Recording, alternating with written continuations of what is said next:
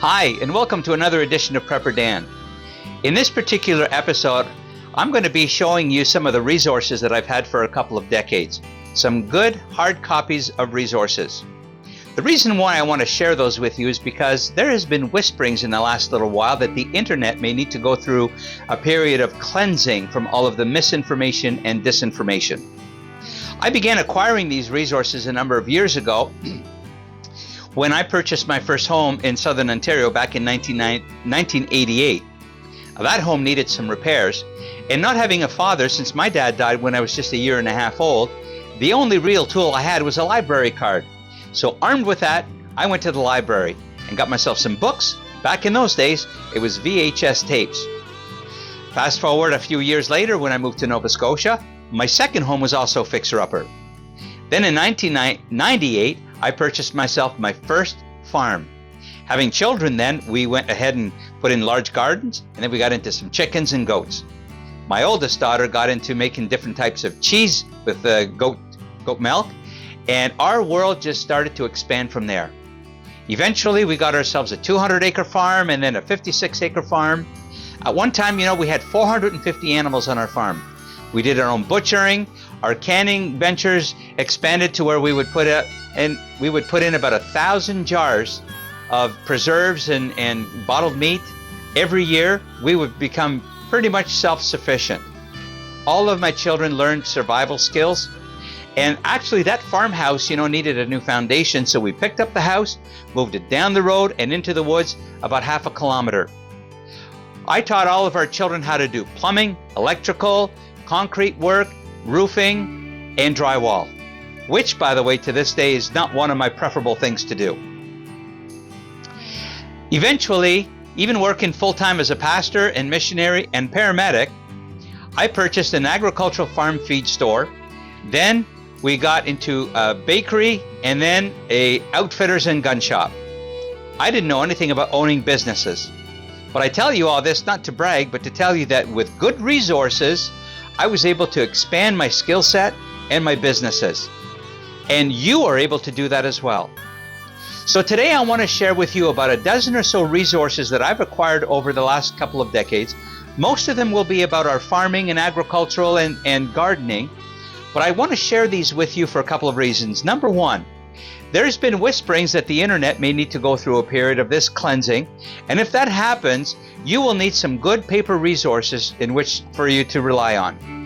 But the second reason is because, as you know, a lot of things can be censored and changed on the internet. These books have been tried and true and been found to be accurate over the last couple of decades. I have literally dozens and dozens of these resources, but this is just a sampling to whet your appetite. I want to encourage you that if you have good resources, to go ahead and list them in the comments section down below so we can all enjoy those while we can and have access to this internet. So I hope that this is encouraging for you, so let's get into it. All right, it's kind of hard to put these in any kind of order at all, but I'm just going to start with one of the ones that is kind of known to be the Bible of any homesteading at all. And I went ahead and put a hardcover on this one here, and if you can still get it, this is one that I would definitely recommend.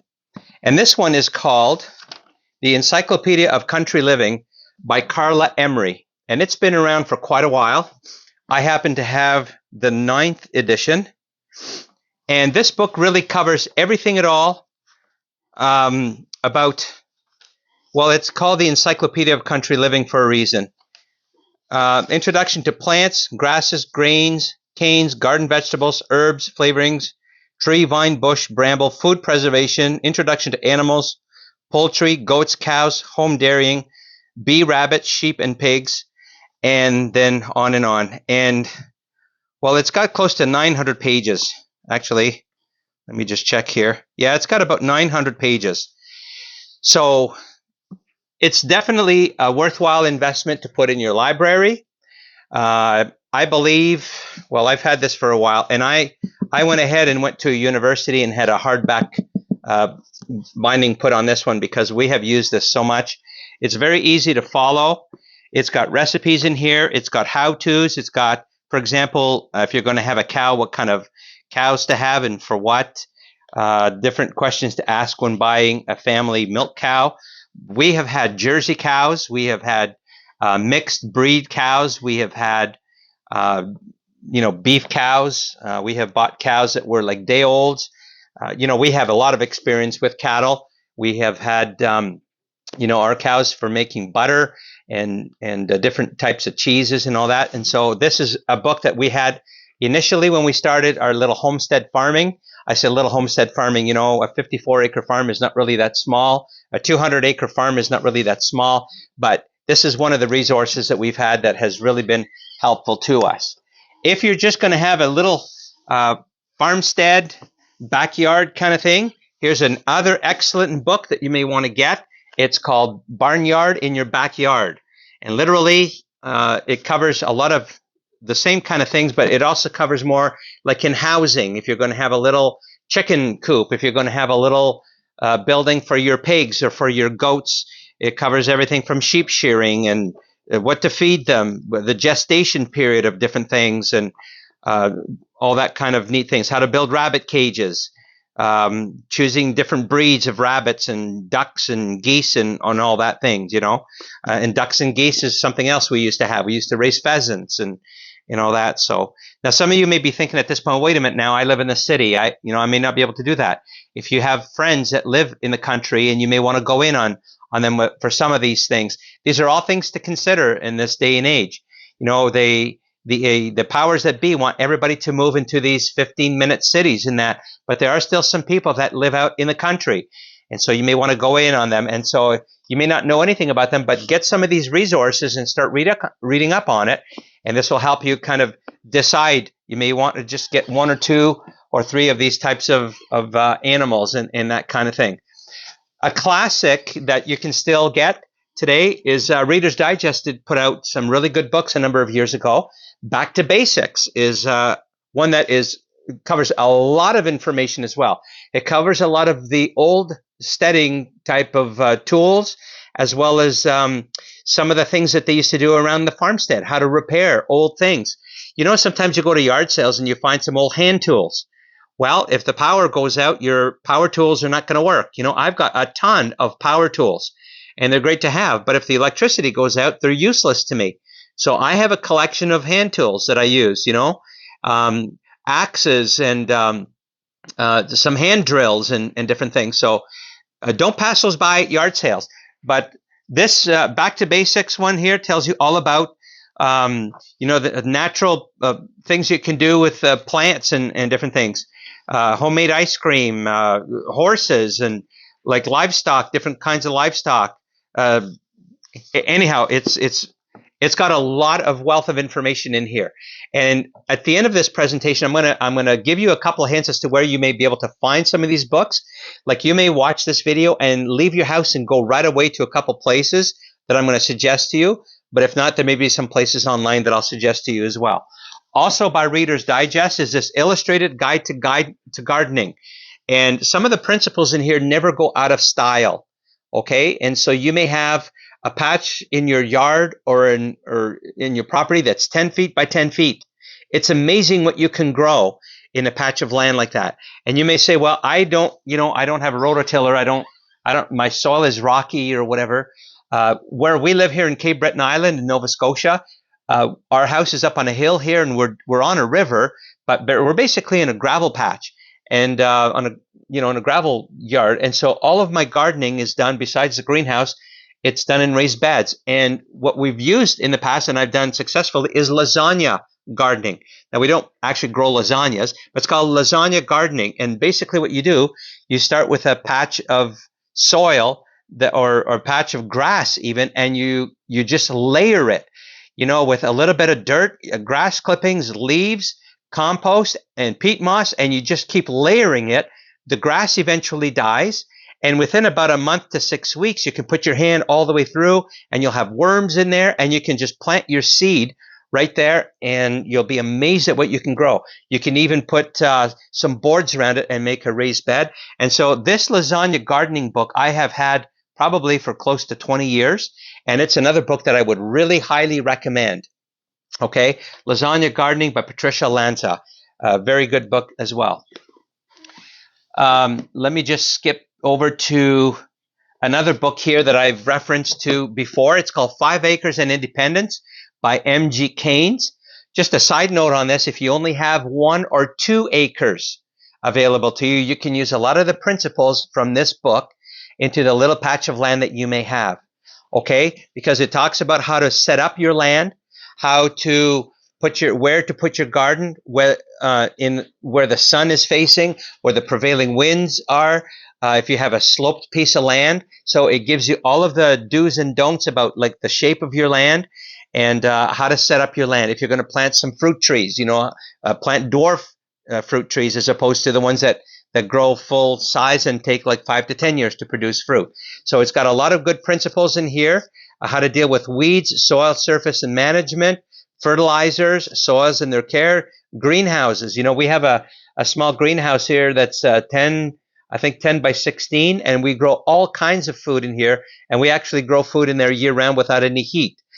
Frost damage and prevention, poultry, irrigation, functions of water, water supply, windbreaks, pros and cons. So there's all kinds of information in here. 5 Acres and Independence. Here's another little book that it's not a must, but it's a fun one. Shelter, Shacks, and Shanties. There's actually a few books in this series. This was originally published in 1914 by D.C. Beard. There's lots of photos in this particular book here. And, sometimes we go in the woods here. Now, we have a few acres in our property, but, you can cut down a few trees and make yourself a little shelter in case the weather gets bad or you just need to find shelter somewhere. And it's good practice just with an axe or a hatchet just to build yourself an emergency shelter because you never know what may happen. But again, it's a fun book. You can put this book on your coffee table, and there's tons of pictures in here, like literally like hundreds of little photos on how you can build yourself a little shack, a shanty, a shelter, and you can even incorporate some of these ideas into like a little animal shelter in that. Another absolute must, if you're going to garden, if you're going to put some crops in your house and that, you need to be able to store them. Root Cellaring by Mike and Nancy Bubel is an absolute must, a book that you must have in your library. And again, some of this information may be available online on YouTube or whatever, but again, that may disappear. This book is an absolute must. What to can, what to preserve, how to do it, and where to do it, and how to build a root cellar. It doesn't have to be in your house. You can actually build a root cellar outdoors, and the best way to do it, most efficient way to do it. So that's an absolute must as well. Another book that I have, but again, there are many of these out on the market, Growing and Using the Healing Herbs. I did a video recently on the tower garden, and we grow some herbs in our tower garden, but it's so easy to grow some herbs in your home, in your garden, in a little greenhouse. And there are some herbs that are beneficial to you and your health. So this book here is just Growing and Using the Healing Herbs by Gail and Shandor Weiss. But again, there's a lot of these types of books out there. The benefits of having herbs in your house, you can dry them, you can dehydrate them, and put them to use in your cooking, in some of the things that you bake, like your meats and flavors and different things like that. So another good book to have is that. Seed Starting Primer and Almanac, The Gardener to Gardener. This is a Rodale organic gardening book that you can get. And, it's getting harder and harder to find good organic seed. But if you have friends that save their seeds or heirloom seeds, this is a guide on how to preserve your seeds. And it's also a guide on how to start your seeds successfully indoors each and every year. And I've had seeds that I've used, seed packets that I've, maybe 10 years old. And I do a lot of my seed starting in February and some in March and some in April. But about a month before that, I will try some of those seeds to see if they'll actually work. And sometimes, they've gone bad or they just won't germinate. So there's a trial. But this book explains exactly how to do all that, because you don't want to miss out a growing season by having bad seed or GMO laden seed that you have to buy from the store. So this is another good book, again, by Rodale. So again, this will be in the description. Just a couple more. So this book here is by Nikki Jabor. I've actually met Nikki and attended some of her speaking sessions here. She's from Nova Scotia here. just outside of Halifax, the Yearround Vegetable Gardener. Actually has a couple more books here now. And this book will show you how you can actually grow food year-round in polytunnels, in greenhouses, and how you can harvest in summer and how you can harvest in the winter. So again, it's a very good book to have, and I would highly recommend it. And Nikki is very knowledgeable in everything that she talks about. She used to have a radio show here in the Maritimes. This last one I'm going to share with you here is by the Creative Homeowner Series, Backyard Homesteading, a Back to Basics Guide to Self-Sufficiency. And it covers a lot of different topics: how to set up your land, how to set up your water systems, how to grow, raising vegetables and herbs, fruit trees, plant by plant, shrubs, grapevines, brambles, and how to set up your yard if you have chickens, if you have different small animals, ideas for coops, and how to set up all your structures so that they make sense in your yard. And one of the things we did when we had that old farmhouse there up on the mountain that we had to move is because we moved it so far from its original location, the well that we had, the water was so good, rather than drill a new well, we kept the old well. We had to run quite a bit of water line, but the old barn that we had, it was a huge barn that was built in 1881. We ended up actually having, we kept the water line, but we piped water into the barn. And we hit some bedrock, but we drilled through the bedrock and piped water into the barn, which made having the animals in the barn so much easier. You know, we had pigs in there, we had horses, we had chickens, we had cows, and we had goats. And so rather than get water from the stream that ran next to the barn or get it from the house and run a hose in the wintertime, now we had water in the barn, we had heat tape around it.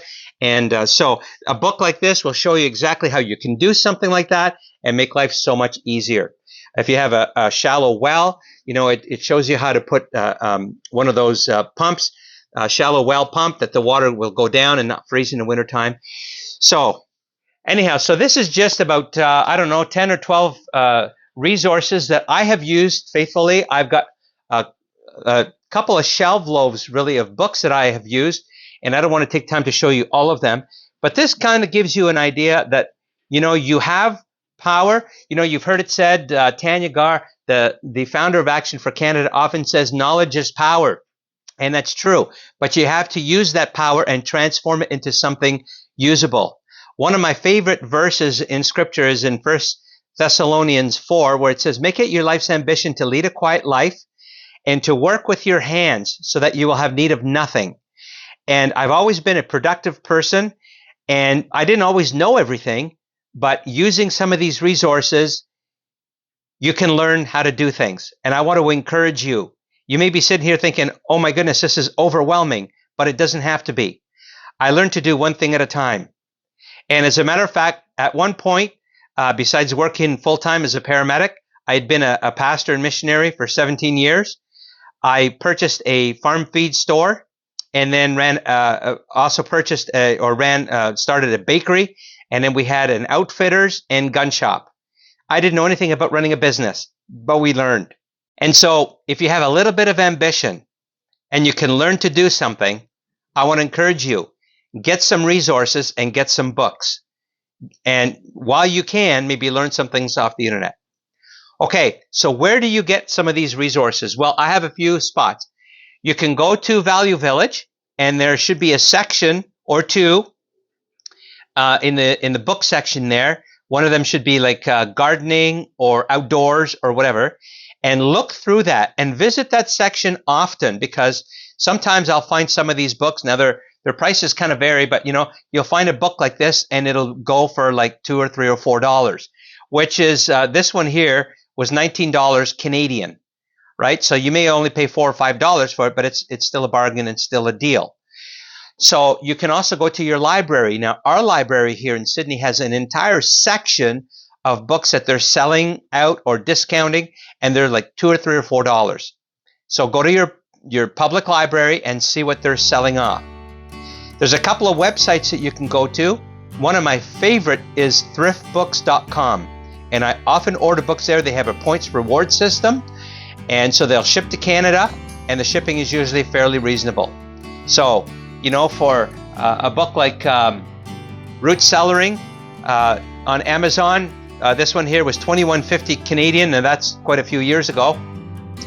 You may get free shipping in that, but on thriftbooks.com, this book may be, let's say, $6.99, and there's shipping maybe $5, so you'll still get a deal. Okay, so check Amazon, check thriftbooks.com, and then there may be some other sites in Canada that you use, so please put those in the description. I hope you take some of these colder months to go ahead and acquire yourself some of these good hard copies of these resources that I've been sharing with you.